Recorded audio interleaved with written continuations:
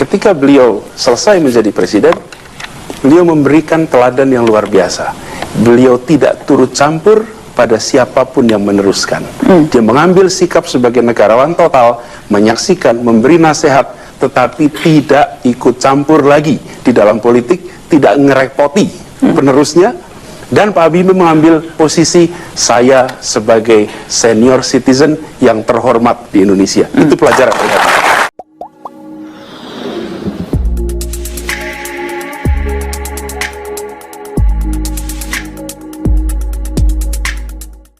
Assalamualaikum warahmatullahi wabarakatuh, sahabat politik update dimanapun berada. Senang kita bisa bertemu kembali. Tidak banyak mantan presiden yang bisa kita teladani sebagai sosok negarawan sejati. Namun kita lihat almarhum B.J. Habibie rahimahullah ketika beliau melepaskan jabatannya dari kursi RI 1, beliau menunjukkan kelasnya sebagai tokoh negarawan yang bisa kita teladani oleh generasi berikutnya. Kita saksikan tayangan berikut ini. Baik, bicara soal pemimpin muda yang kriterianya 40-60 Pak Habibie, ada juga saat ini yang berada di tengah audiens, ada Mas Anies Baswedan. Mas Anies, apa hal yang Anda pelajari dari sosok presiden ketiga kita, Baharudin Yusuf Habibie? Pak Habibie ini menjadi pemimpin di era transisi. Dan kalau kita lihat di banyak tempat di dunia, tidak banyak orang yang memimpin era transisi dan bisa menempatkan dirinya sebagai negarawan. Banyak yang dalam era transisi menyiapkan sistem yang memungkinkan dia berkuasa terus-menerus.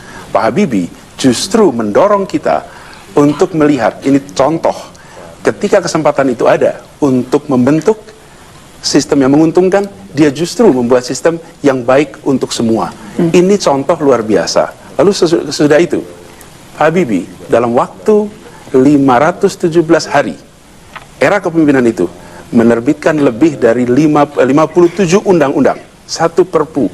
Ini adalah prestasi politik yang paling produktif di dalam kepemimpinan kita.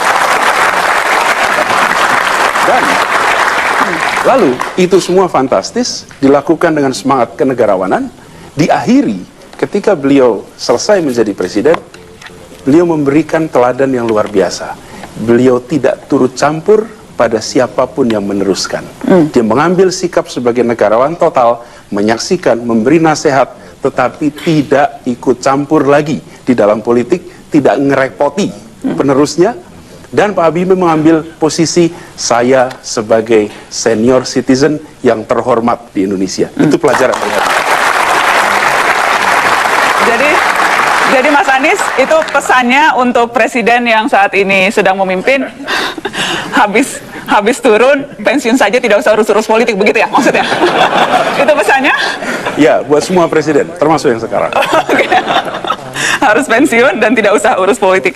Apa yang disampaikan oleh Pak Anies Baswedan tentang sosok B.J. Habibie kala itu beliau masih hidup, diwawancarai di Mata Najwa, memang itu hanya sekelumit dari sisi positif yang kita bisa teladani dari sosok bapak teknologi itu, B.J. Habibie rahimahullahu ta'ala. Seharusnya setiap pemimpin negara, presiden ketika di akhir jabatan tidak perlu lagi terlalu sibuk mengintervensi terkait dengan kelanjutan perpolitikan di tanah air. Dan Habibie itu sudah menunjukkan bagaimana Pak Habibie meletakkan jabatannya sebagai presiden dengan lapang dada, menerima, kemudian tampil selanjutnya sebagai teladan, sebagai negarawan sejati. Pak Habibie tidak lagi mengintervensi, dan sebenarnya di masa transisi dari era Orde Baru ke reformasi, Pak Habibie punya momentum untuk membangun sistem, untuk memperkuat posisinya kala itu, tapi itu tidak dilakukannya karena Pak Habibie berpikir kebaikan kolektif bangsa. Dan sisi keteladanan ini salah satu yang paling menonjol, seperti apa yang dikatakan oleh Pak Anies Baswedan. Seharusnya ini perlu dilihat oleh para buzzer yang saat ini tampil seakan-akan ingin melanjutkan Pak Jokowi jabatannya menjadi 3 periode.